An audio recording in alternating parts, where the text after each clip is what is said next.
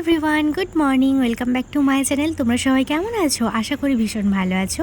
আমিও ভীষণ ভালো আছি, মানে খুবই ভালো আছি বলতে পারো। ভীষণ ভীষণ ভীষণ আনন্দে রয়েছি। তো তোমরা তো আগের ব্লগে দেখেইছো আমার মাসিমণি, আমার বৌদি, আমার দিদি, মেসোমশাই সকলে আমার বাড়িতে এসেছে। তো আজকে তার পরের দিন, সেই ব্লগটাই তোমাদের সাথে শেয়ার করব। তো চলো পরের দিন কি করছি না করছি, কোথায় যাচ্ছি, সবটাই কিন্তু এই ব্লগে দেখাবো।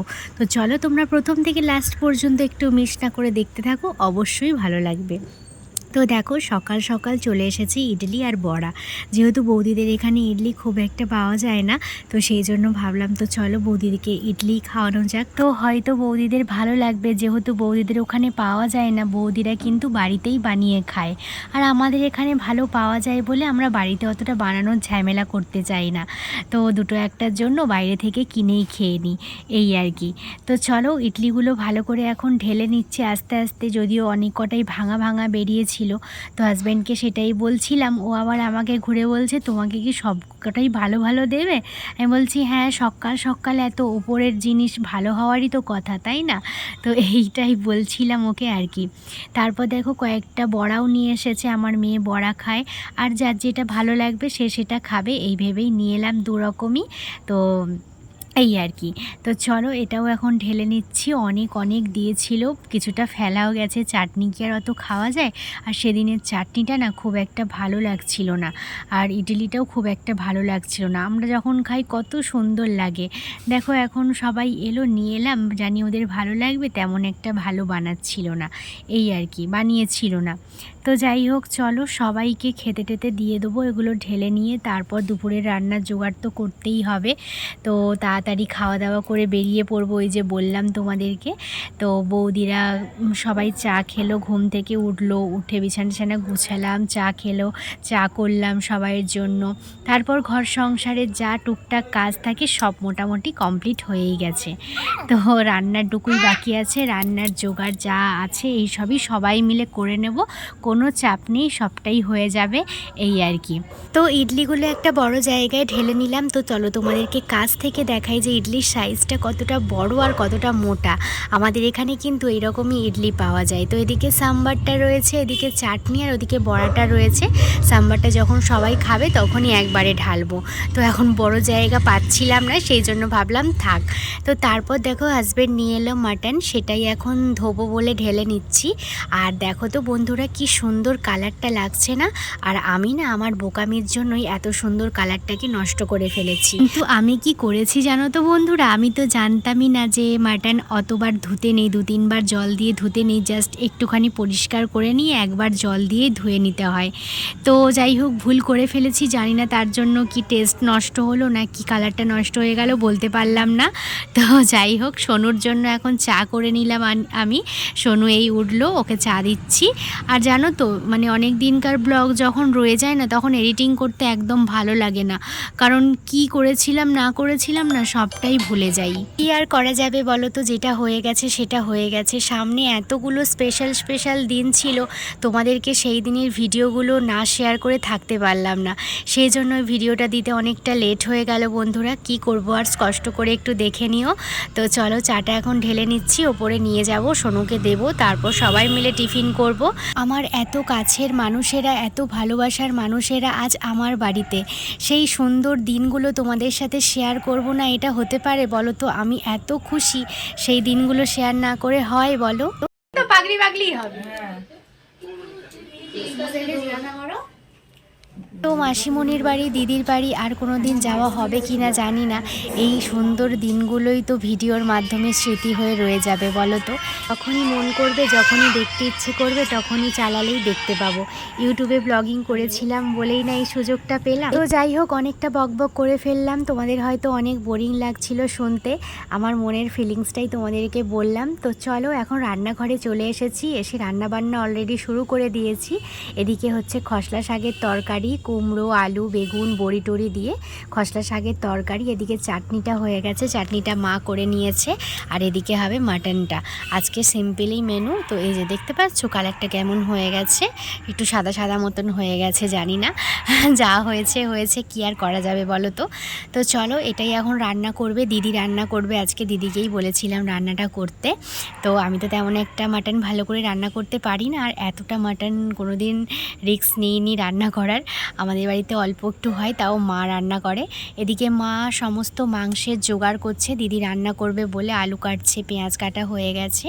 তো চলো দিদি রান্না বসাক, তোমাদেরকে দেখাচ্ছি। তো এই যে অনেকক্ষণ বাদেই তোমাদের কাছে এলাম, অনেক কাজ বাজ সারার পর দিদি ফাইনালি একটা বড় কড়াতে রান্না চাপিয়ে দিয়েছে।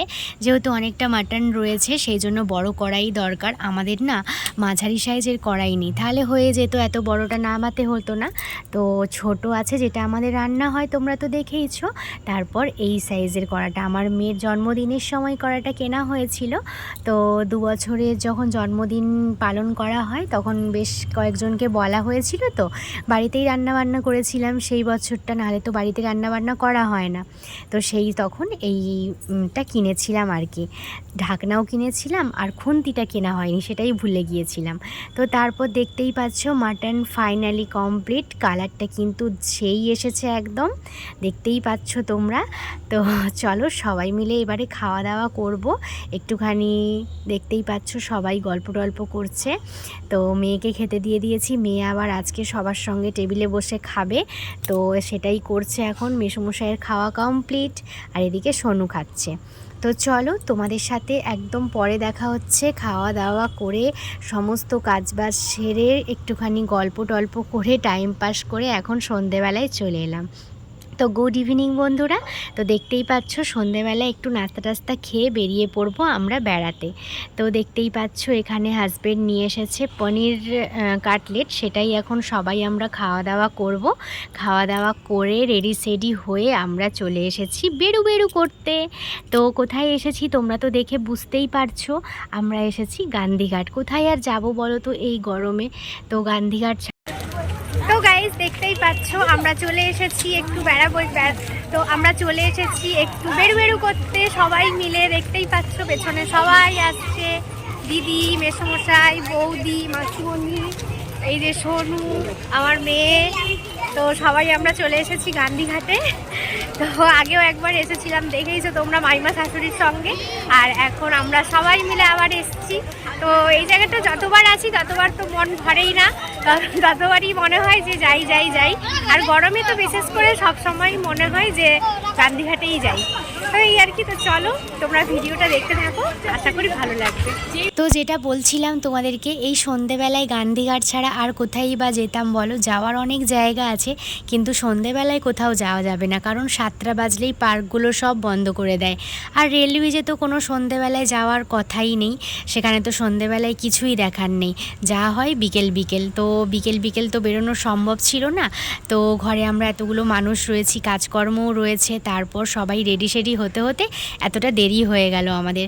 তো ভাবলাম তো চলো সন্ধে যখন হয়েই গেছে গান্ধীঘাটই যাই, ওখানেই বেশ জমজমাটি থাকে সন্ধেবেলাটায়, প্রায় 8টা সাড়ে 8টা পর্যন্ত, 9টা পর্যন্ত। এই গরমের দিনে তো 9টা 10টা পর্যন্তও বোধহয় জমজমাট থাকে।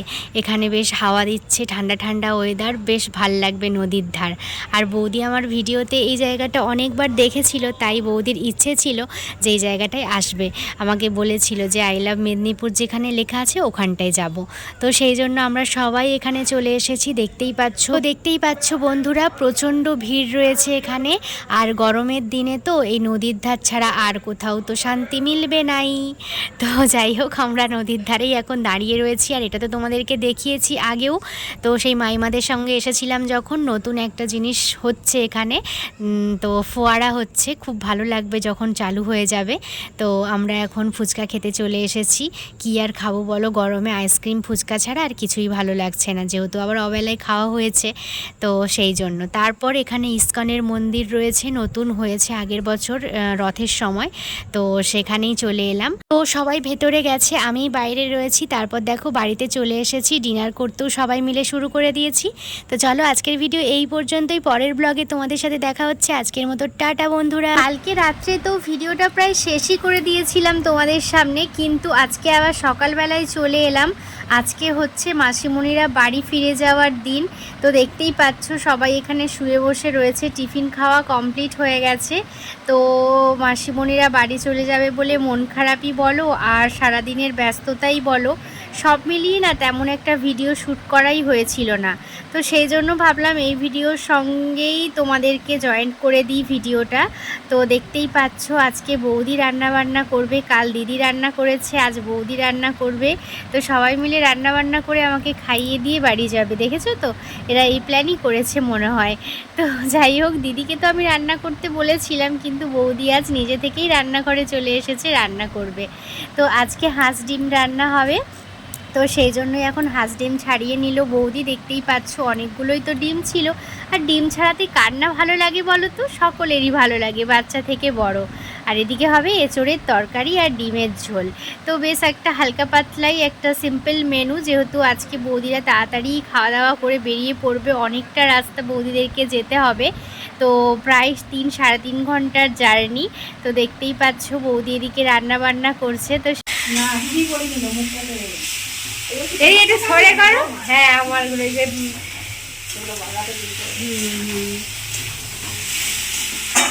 হয়েই গেছে, পড়াটা নিয়ে আসে না মনে হয় এখন।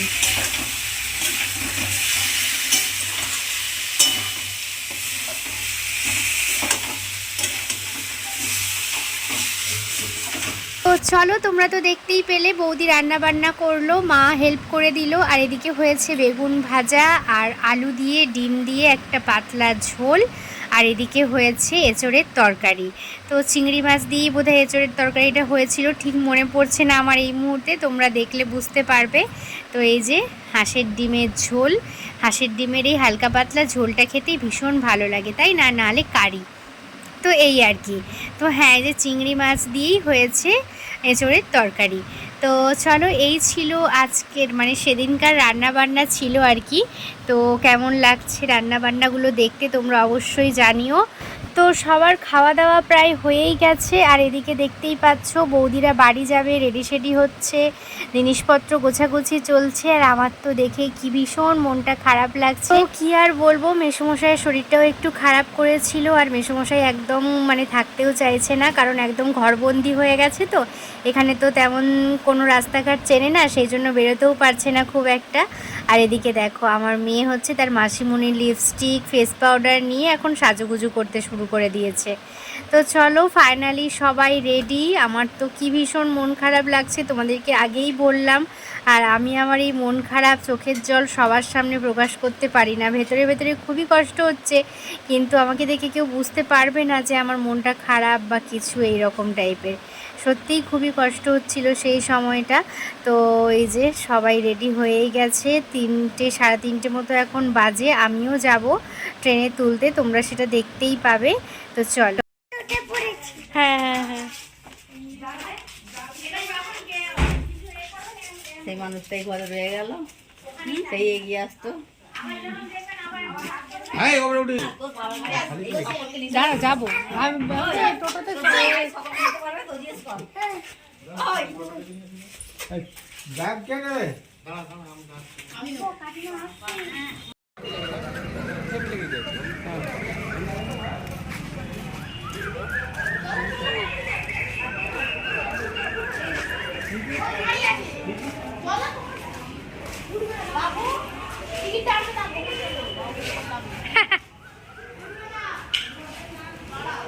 তো গাইস ফাইনালি দেখো আমরা স্টেশনে চলেই এসেছি, সবাই একে একে ট্রেনে উঠে পড়েছে। আর আমরা যে ট্রেনটা ধরবো বলে এসেছিলাম সেই ট্রেনটা এখনও ঢোকেইনি, এটা তার আগের ট্রেনটা পেয়ে গেছে ভাগ্যিস আর কি, খুব ভালোই হলো, একটু তাড়াতাড়ি পৌঁছে যেতে পারবে এই আর কি। আর দুপুর টাইম ছিল তো তার জন্য বেশ ভালোভাবে সিটও পেয়ে গেছিলো উঠেই, দেখতেই পাচ্ছ। এই যে এখন সব কিছু ব্যাগ ট্যাগগুলো সেট করে নিচ্ছে। আর এদিকে দেখো আমার মেয়ের মাসিমণি মেয়েকে আদর করে নিচ্ছে লাস্ট বারের মতো। তো চলো সবাই টাটা বাই বাই করে চলে গেল, আর আমিও আজকের ব্লগটা এখানেই শেষ করলাম। আজকের ব্লগটা তোমাদের কেমন লাগলো জানিও, তোমরা খুব ভালো থেকো, আবার তোমাদের সাথে পরের ব্লগে দেখা হচ্ছে। টাটা।